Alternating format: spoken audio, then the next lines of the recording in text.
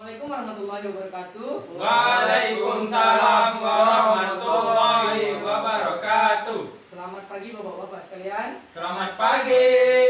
Baik, terima kasih untuk panitia yang telah memberikan waktunya kepada saya. Baiklah, di sini saya akan melakukan penyuluhan tentang kesehatan diare. Baiklah, sebelum kita melakukan penyuluhan, ada baiknya kita kenalan terlebih dahulu. Perkenalkan, nama saya Yugidra. Saya adalah mahasiswa dari Prodi D3 Keperawatan Bataraja. Baiklah, sebelum kita memulai, saya akan membagikan kertas leaflet biar bapak sekalian bisa untuk mudah memahami apa yang akan saya sampaikan selanjutnya. Iya Pak, ya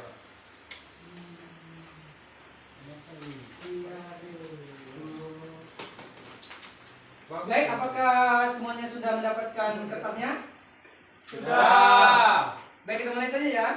Ya. Di sini apakah ada salah satu keluarga yang pernah menderita diare? Mungkin ada. Mungkin ada Pak, anak saya Pak. Boleh bapak jelaskan sedikit tentang keadaan anak bapak kemarin? Ya Pak, anak saya mengalami mencret 4 kali dalam sehari Pak. Badannya melemah, tidak mau makan, kurang makan Pak.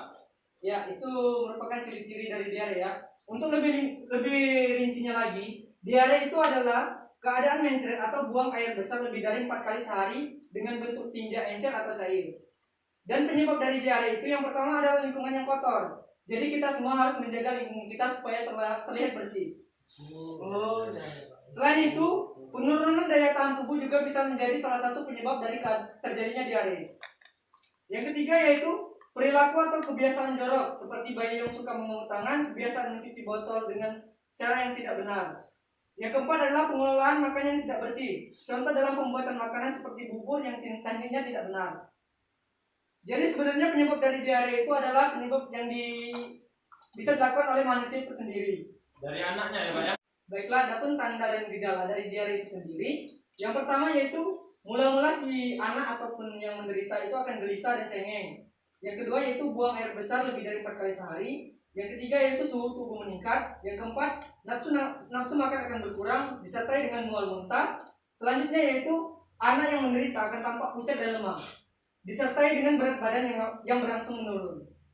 Sebenarnya apa sih bahaya dari diare ini? Bahaya dari diare ini yang pertama yaitu si pasien atau si klien yang menderita diare itu akan kehilangan cairan tubuh. Ia akan tampak lemah dan lesu, dan yang paling buruk adalah bisa meninggal karena banyak mengeluarkan cairan jika tidak segera ditangani ke puskesmas ataupun layanan kesehatan lainnya. Dan adapun untuk pencegahan diare, yang pertama yang bisa kita lakukan yaitu menjaga kebersihan, khususnya tangan dan mulut. Untuk tangan sendiri kita biasakan untuk mencuci tangan sebelum dan sesudah makan. Selanjutnya itu air harus dimasak apabila mau dijadikan air minum, karena kita tidak tahu apakah air tersebut berasal dari sumber yang bersih atau tidak. Soalnya bisa dicurigai air tersebut mengandung bakteri E. coli. Selanjutnya yaitu biasakan mencuci tangan sebelum memegang makanan. Sama seperti yang pertama tadi, jadi mencuci tangan itu merupakan faktor yang paling utama untuk menjaga kesehatan, terutama untuk mencegah dari penyakit diare. Sedangkan yang terakhir yaitu biasakan sayuran dicuci bersih sebelum dimasak. Jadi sebelum untuk memasak sayuran, itu biasakan untuk dicuci untuk menghilangkan bakteri yang mungkin bisa tersangkut di sayuran yang akan kita makan. Nah, mungkin cukup sekian dari penyuluhan dari saya. Bagaimana, apakah bapak-bapak sudah mengerti semuanya? Mengerti Pak? Iya Pak, mengerti. Ya, selanjutnya itu kita akan buka sesi tanya jawab. Baiklah, bagi bapak-bapak yang ingin bertanya silakan untuk mengangkat tangannya terlebih dahulu.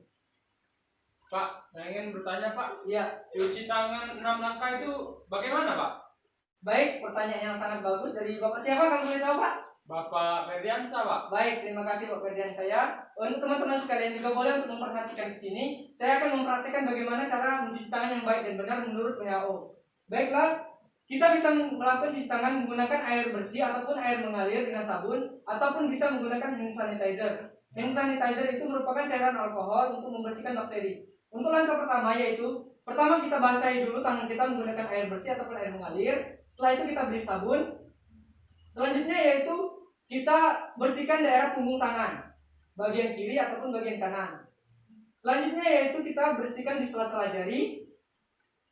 Selanjutnya yaitu kita gerakan mengunci seperti ini. Boleh Bapak praktekkan juga seperti ini Pak. Seperti ini ya Pak ya. Ya, bagus. Selanjutnya yaitu kita bersihkan daerah ibu jari. Gerakannya seperti ini, memutar. Ya, bagian kiri dan kanan satu-satu.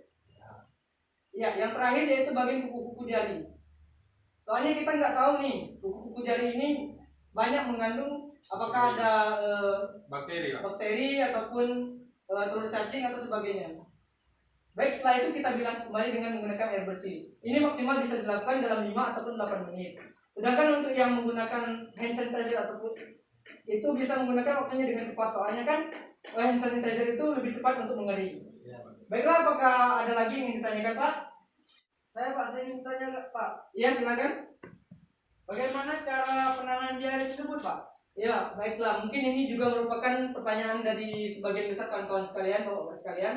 Baiklah, untuk penanganan diare itu sendiri, itu diare kan bisa menyebabkan kehilangan cairan dan elektrolit, sehingga penderita harus diberi cairan sebanyak mungkin untuk mengganti cairan yang hilang. Jadi untuk yang pertama kali kita lakukan yaitu sebagai pertolongan pertama diberi cairan rumah tangga seperti taijin, air sayur, air matang, ataupun air teh. Di samping itu harus juga diberikan cairan elektrolit berupa dengan obat oralit.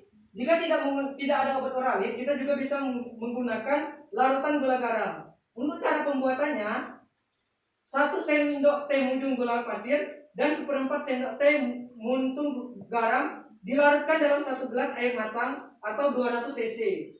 Selanjutnya, penderita diberi minum cairan tersebut. Baiklah, apakah Bapak sudah mengerti? Sudah Pak, terima kasih Pak. Baiklah, Bapak-Bapak sekalian, apakah masih ada yang ingin ditanyakan? Tidak, Pak. Cukup. Baiklah, jika tidak ada, mungkin sekian penyuluhan dari saya. Semoga bermanfaat untuk kita semua. Saya akhiri. Wassalamualaikum warahmatullahi wabarakatuh. Waalaikumsalam warahmatullahi wabarakatuh. Hidup